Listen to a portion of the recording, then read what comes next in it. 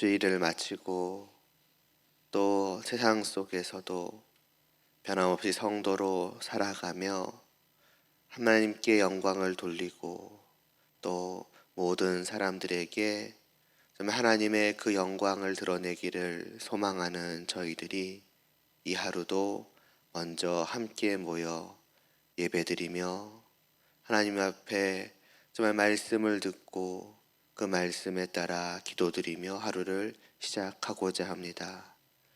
전적으로 아무것도 할 수 없는 우리의 그 연약함과 무능력함을 하나님께서 아시오니 이 시간도 말씀하여 주시옵시고 자칫 흐려져 하나님을 못 보고 살아갈 수 있는 우리의 눈을 번쩍 뜨게 하사 오직 하나님을 바라볼 수 있게 하여 주시옵시고 또 하나님의 사랑과 은혜를 깊이 기억하게 하여 주시고 그렇기에 하나님을 경외함으로 하나님의 뜻을 기꺼이 쫓아 따라갈 수 있는 그런 하루 될 수 있도록 하여 주시옵소서. 예수님의 이름으로 기도드리옵나이다. 아멘.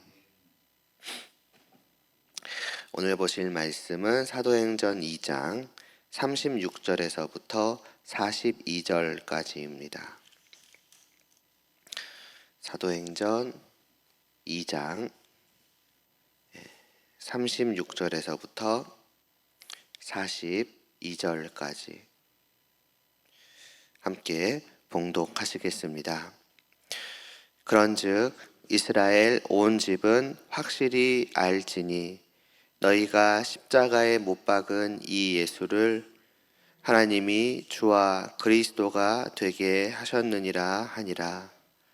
그들이 이 말을 듣고 마음에 찔려 베드로와 다른 사도들에게 물어 이르되 형제들아 우리가 어찌할꼬 하거늘. 베드로가 이르되 너희가 회개하여 각각 예수 그리스도의 이름으로 세례를 받고 죄 사함을 받으라. 그리하면 성령의 선물을 받으리니 이 약속은 너희와 너희 자녀와 모든 먼데 사람 곧 주 우리 하나님이 얼마든지 부르시는 자들에게 하신 것이라 하고 또 여러 말로 확증하며 권하여 이르되 너희가 이 패역한 세대에서 구원을 받으라 하니 그 말을 받은 사람들은 세례를 받음에 이날에 신도의 수가 3,000이나 더하더라. 그들이 사도의 가르침을 받아 서로 교제하고 떡을 떼며 오로지 기도하기를 힘쓰니라. 아멘. 진실로 하나님은 은혜로우신 분이시다라는 것, 그것으로부터 지금 시작해 왔습니다. 우리 하나님 아버지는 아낌없는 은혜를, 놀라운 하늘의 선물을 우리에게 베풀어 주기를 원하시고 그렇게 그리하시는 분이시니 말하자면 두 팔을 활짝 벌리자는 것입니다. 그것이 하나님께서 원하시는 바이니까요. 그렇다면 하나님께서 우리에게 어떠한 방식으로 선물을 주시는가? 다르게 말하면은 우리가 어떻게 두 팔을, 영적인 선물을 받기 위해서 벌리는 그 두 팔이란 어떠한 것인가라고 하였을 때에는 가장 먼저는 이제 말씀이라고 하였습니다. 말씀을 듣는 것을 통해서 말하자면 그 말씀에 하나님께서 풍성한 사랑과 은혜를 담아서 우리에게 베풀어 주시니 그 말씀을 듣기 위해서 힘쓰는 것이 바로 은혜로우신 하나님이 베푸시는 은혜를 받는 방법이요. 좀 다르게 표현하자면 진실로 하나님이 은혜로우신 분이심을 아는 성도들의 모습이라는 것입니다. 하나님은 진실로 은혜로우신 분이십니다라고 말을 하면서도 성장 말씀을 듣기에는 소홀히 한다면 그것은 하나님의 은혜로우신 분이심을 모르는 것과 마찬가지라는 거죠. 왜냐하면 두 팔을 벌리지 않고 있으니까요. 그리고 그렇게 정말로 하나님께서 말씀으로 은혜를 베푸신다라는 그러한 사실이 오늘 말씀 가운데도 드러나고 있습니다. 36절, 37절을 보시기 바랍니다. 물론 36절은 그 모든 이제 말씀의 마무리 부분이지만 이렇게 합니다. 그런즉 이스라엘 온 집은 확실히 알지니 너희가 십자가에 못 박은 이 예수를 하나님이 주와 그리스도가 되게 하셨느니라 하고 합니다. 그 하나님의 말씀이 이제 맞춰지는 거죠. 저들에게 들려지는 것입니다. 그랬더니 어떠한 일이 일어났습니까? 이어지는 37절에 보니 그들이 이 말을 듣고서 마음에 찔려서 우리가 어찌할꼬라고 하였습니다. 그 말씀이 그들 안으로 들어올 때에 말하자면 예수 그리스도가 그들에게 받아들여진 것입니다. 그 전까지는 한낱 인간이요, 그들은 앞장서서 예수님을 죽였던 사람들이었습니다. 그러한 그들이 이제 맞아 회개를 하고 있는 거죠. 그 뒤에 나옵니다. 베드로가 이르되 너희가 회개하라고요. 다르게 말하면 그 전까지는 죽어 있던 자들이 이 말씀 앞에서 다시 살아나게 된 것입니다. 말씀이 그들 안으로 들어와서 그들에게 생명을 주어 하나님과 하나님의 아들이신 예수 그리스도를 알도록 만든 것입니다. 다른 것을 통해서 일어난 것이 아닙니다. 베드로가 어떤 놀라운 기적을 펼쳤기 때문에 그러한 것이 아니었습니다. 그들에게 주어진 것은 오직 하나, 하나님의 말씀이었습니다. 그 하나님의 말씀이 주님을 알게 한 것이고 그 하나님의 말씀이 생명을 이들에게 준 것입니다. 이제 오늘은 그로부터 이어지는 말씀입니다. 그럼 말씀만인가라고 하였을 때에 그렇지 않다라는 것입니다. 이렇게 말씀을 믿음으로 받은 사람들에게 38절에서부터 보면은 베드로가 말합니다. 너희가 회개하여 예수 그리스도의 이름으로 세례를 이제 받으라. 그렇게 해서 죄 사함을 받으라. 그리하면 성령의 선물을 받을 것이라고. 여기도 선물이 나오고 있지요. 그러기 위한 세례라는 것입니다. 그리고 이 약속은 무엇입니까? 그냥 몇몇 사람들에게만 해당되는 특별한 것이 아니라는 것입니다. 너희는 세례를 받고 다른 사람들한테는 다른 방식으로 선물이 주어질 것이다 라고 말씀하지 않습니다. 이어지는 39절은 세례를 받음으로 죄사함을 받고 성령의 선물을 받는 그 약속이, 이 약속이 너희와 너희 자녀와 모든 먼데 사람 곧 우리 하나님이 얼마든지 부르시는 자들에게 하신 것이라고 하였습니다. 다르게 말하면은 세례를 받으라는 이 약속, 세례를 통해서 선물이 주어질 것이라는 이 약속은 모든 성도들입니다. 모든 성도들, 하나님이 부르시는 모든 사람들에게 다 해당되는 것이라는 것입니다. 그러니까 분명한 것입니다. 하나님의 선물은 세례를 통해서 우리에게 베풀어진다고 말입니다. 그리고 그 세례에 더해서 이제 41절, 42절 말씀을 보면요. 그래서 그 말을 받은 사람들은 먼저 세례를 받았고요. 그러고 나서는 42절에 보면 그들이 사도의 가르침을 받아서 서로 교제하며 떡을 떼며 성찬에 참여하는 것이죠. 그리고 기도하기를 힘썼다라고 하고 있습니다. 세례와 떡을 땜과 기도가 나오고 있습니다. 물론 교제도 있지만 세례와 떡을 떼는 것과 기도하는 것, 세례와 떡을 떼는 이 성찬은 합쳐서 세례와 이 떡을 떼는 이 모든 시간들은 함라가 있는 것이고 그리고 또 한편으로는 기도가 있는 것입니다. 그래서 오늘부터 또 며칠간은 이 세례와 성찬 곧 성례에 대해서 보아갈 것이고 또 그 뒤에 마지막으로 기도에 대해서 보아갈 것입니다. 말씀과 그리고 성례와 기도, 이 세 가지가 하나님께서 우리에게 은혜를 베풀어 주시는 방법으로, 다르게 말하면 내가 이렇게 은혜를 베풀 터이니 너희는 그와 같이 은혜를 받으라라고 주시는 방법으로 성경은 말씀하고 있습니다. 먼저 그렇다면 세례란 무엇일까요? 왜 받는 것일까요? 당연히 세례가 어떻게 받는 것인지는 뻔합니다. 물로 우리는 때로는 안수를 하기도 하고 이렇게 침례식은 물에 담궜다가 이렇게 빼기도 합니다. 그러니까 물로 세례를 주는 것이지요. 그러나 그러한 것들을 왜 하느냐입니다. 이 2장 앞에 사도행전 1장 5절은 예수님께서 이 세례에 대해서 하신 말씀을 이렇게 기록하고 있습니다. 요한은 물로 세례를 베풀었으나 너희는 몇 날이 못되어 성령으로 세례를 받으리라고 말입니다. 결국 무엇입니까? 세례의 본질이라고 하는 것. 결국 세례라고 하는 것은 성령님께서 내 안에 오시는 것입니다. 성령으로 세례를 받는 것이니까요.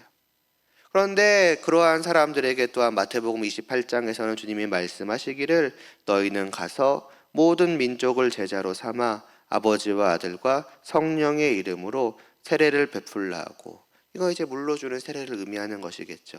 세례를 베풀라고 합니다. 그러니까 성령님으로 말미암아서 우리가 세례를 받는 것인데, 그와 같은 성도들은 또한 물로 세례를 베풀라고 하신 것입니다. 그럼 이러한 성령님으로 말미암은 세례와 이 물 세례가 어떤 관계가 있는가라고 하였을 때에 사도행전 10장 47절은 이렇게 말씀하고 있습니다.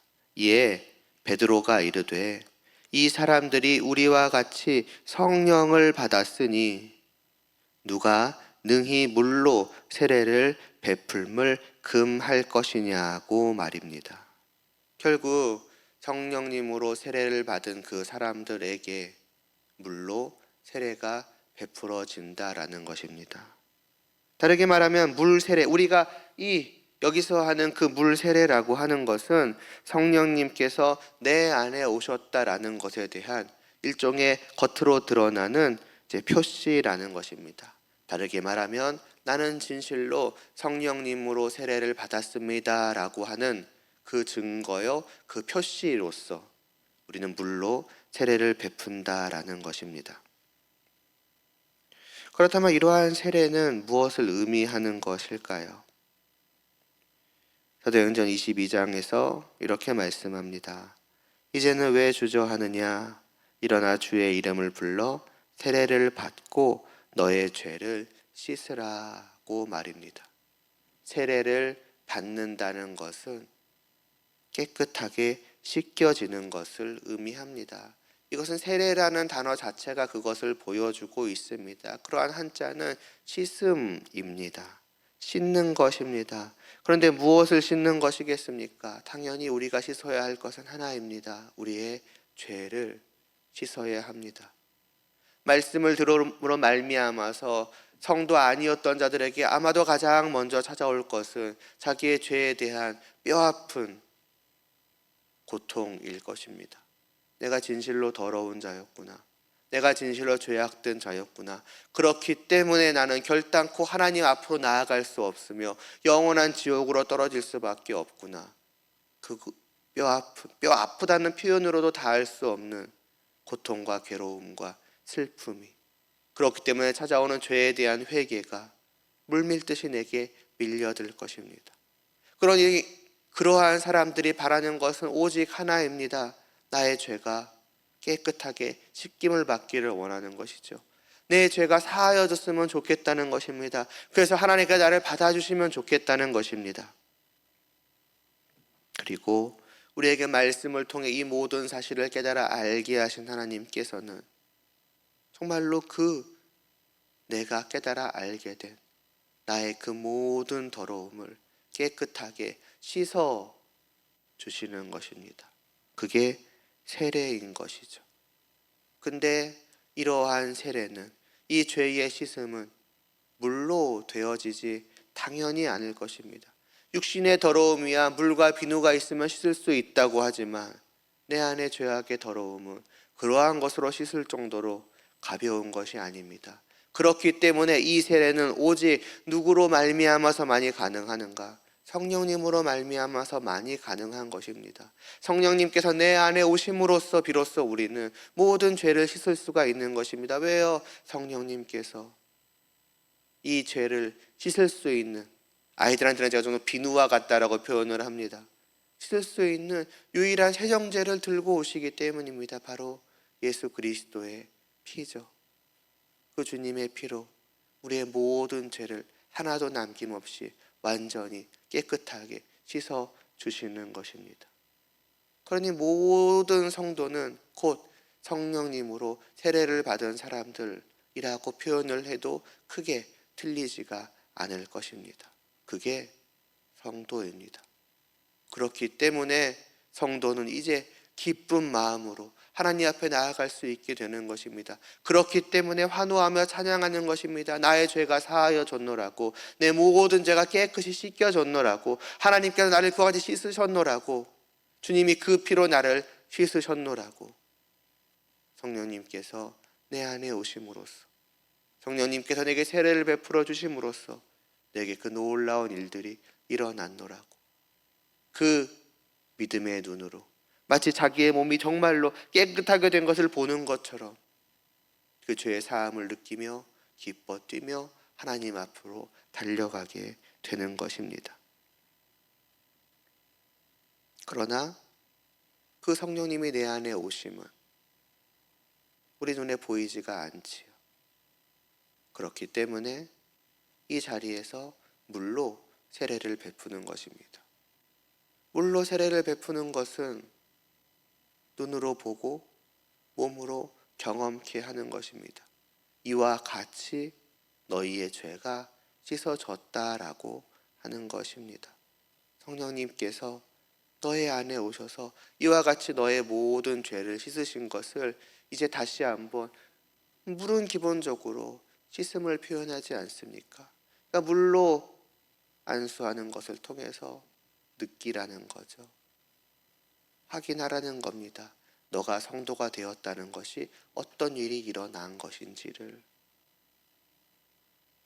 그러니 성도는 그때에 그의 믿음이 더욱더 깊어져 갑니다.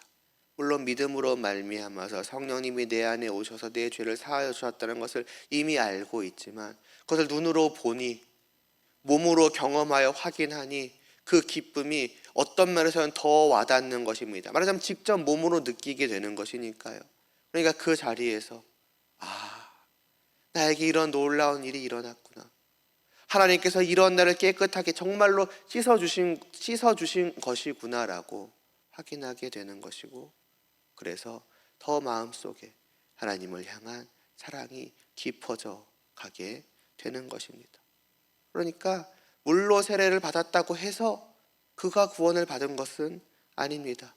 어떤 물 세례에 어떤 우리의 죄를 씻는 효과가 있는 것은 아닙니다. 그러나 성령님께서 내 안에 오셔서 구원하신 그 사람은 그 세례의 시간을 통하여서 그 믿음이 더욱더 한층 더 깊어져 갈 수가 있는 것이지요. 그래서 물 세례는 표시라고 하는 것이 어떤 면에서는 좋을지도 모르겠습니다. 구원을 받은 것을 성령님이 그 안에 분명히 오신 것에 대한 표시로서 주어지는 것이다 라고 표현하는 것도 좋지 않을까 싶습니다. 꼭 이래야 한다라는 것은 아니지만요. 또 한편으로는 그러면은 그 당시에만, 그 자리에서 이 세례를 받는 그 사람만 세례의 감격을 느끼는가? 아니죠. 그것에 참여하는 모든 사람들도 단순히 저 사람이 물로 세례를 받는 것을 저 사람도 세례를 받는구나 라고 보는 것이 아니라, 맞다, 내게도 그런 일이 일어났었지라고 다시 한번 확인하는 것입니다. 내가 어떻게 이 자리에 있게 되었는가, 내가 어떻게 하나님을 아버지라고 부르고 있는가, 어떻게 이 자리에서 하나님과의 교제를, 하나님과의 사귐을, 함께함을 아무렇지 않게 누리고 있는가. 맞다, 바로 저것 때문이다. 물론 물로 세례를 받은 그것 때문을 말하는 것이 아니라 그걸 통해서 보여지는, 진실로 저와 같이 성령님께서 내 안에 오셔서 나를 깨끗이 씻어주신 것이 아닌가. 그 과거에 내게 일어났던 너무나도 놀랍고 그 나를 벅찬 감격으로 휩싸이게 만들었던 그 일을 다시 한번 상기하는 것입니다. 그리고 때로 우리에게는 그렇게 다시 한번 상기할 필요가 있는지도 모릅니다. 이 연약한 우리들은 처음 내 죄가 깨끗이 씻어졌을 때에 기뻐 뛰며 감격하며 하나님의 품에 뛰어들었던 그러한 마음들, 그러한 기억들이 서서히 사라져가고 있는지도 모르니까요. 어느새 그냥 아무렇지 않게 당연한 듯이 나와서 이 자리에서 예배를 드리고 있는지도 모르니, 그러한 세례의 시간을 눈으로 다시 한번 확인하면서, 맞다, 나에게 이러한 놀라운 일이 일어나는데 하나님이 이와 같이 풍성하신 은혜를 베풀어 주셔서 내가 이 자리에 있는 것인데, 내가 왜 그 모든 것에 대한 감격도 감사도 다 잊어버리고 있었는가 하고 잊고 있던 감격이 다시 한번 샘솟아 나게 되는 그러한 시간도 되는 것이지요.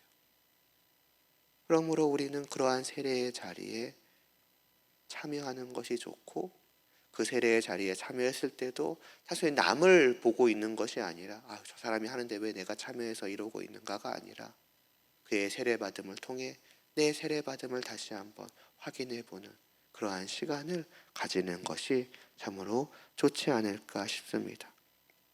더하여서 세례에는 또한 죽고 살아남의 의미도 담겨 있습니다. 침례가 그 사실을 잘 보여줍니다. 물에 담궜다가 좀 표현은 어떻죠? 빼지 않습니까? 물에 담그는 것은 무엇을 의미하는 것입니까? 죽음을 의미합니다. 물 안에 들어가서 살 사람은 없습니다. 그 안에 잠기는 것을, 말하자면 그가 죽는 것을 보여줍니다. 무엇이 죽을까요? 그의 죄악된 옛사람입니다. 영원히 심판받아야 될 그 사람이 이제 이 세례를 통하여서, 물론 다시 말씀드리지만 그 세례는 성령님이 오신 그 세례를 의미하는 것이지만 이를 통해서 죽는 것입니다.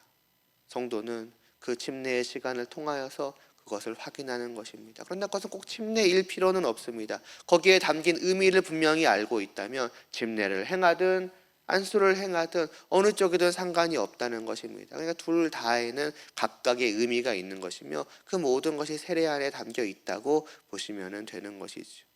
그래서 이 죄인된 내가 이제는 죽게 되는구나. 얼마나 다행입니까? 한편으로는 안타깝고 쓸쓸하고 괴로울 것입니다. 내가 죽는 것이니까요. 그러나 한편으로는 기쁜 것입니다.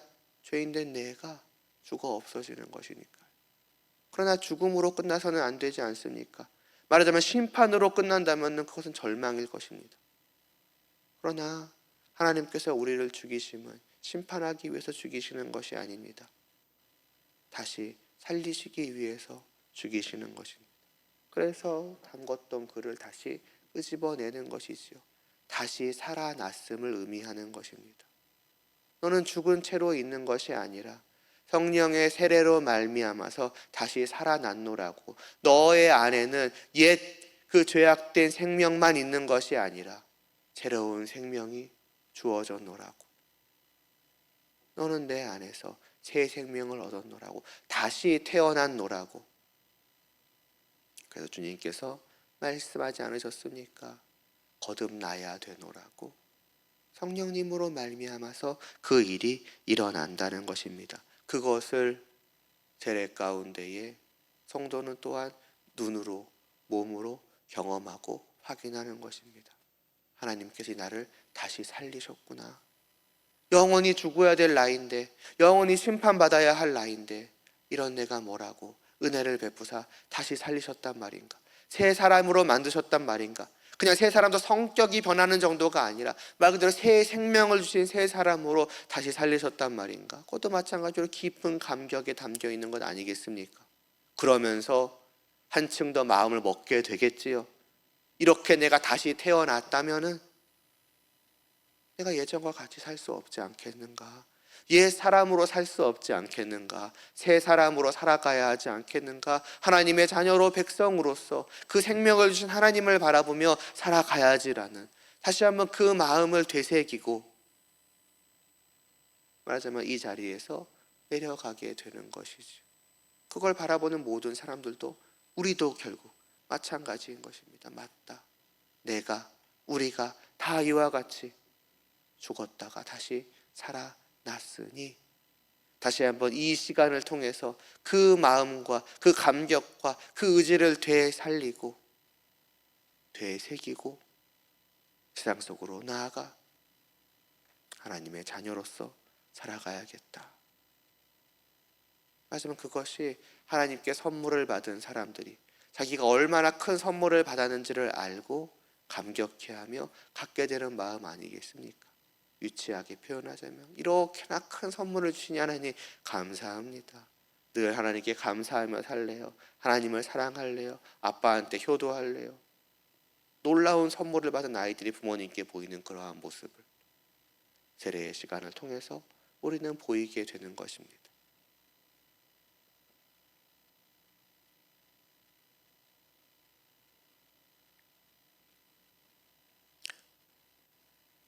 이와 같은 세례를 받은 우리 모두가 지금 이 자리에 있는 것입니다. 옛날에 받았는데요. 너무 오래됐는데요. 그런 게 무슨 상관이 있겠습니까? 여전히 나는 죽었다가 살아 새 생명을 지닌 자로 여기에 있는데요.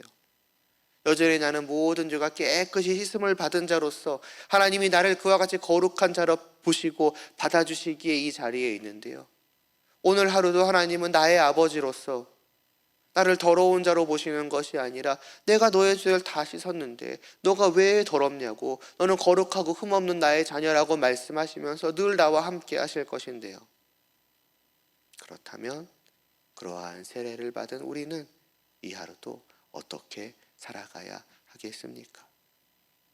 이 시간도 우리가 기도해야 할 것은 그러므로 우리가 처음 그 세례를 받을 때에 가졌던 감격을, 나의 죄를 사해 주심을, 나를 다시 살려 주심을, 나를 하나님의 그러한 자녀로서 그 앞에 두시고 그 품에 두시고 늘 바라보아 주시는 것에 대한 말로 다 표현할 수 없는 기쁨을 다시 한번 내 안에서 되새긴다고 할까요? 되살린다고 할까요?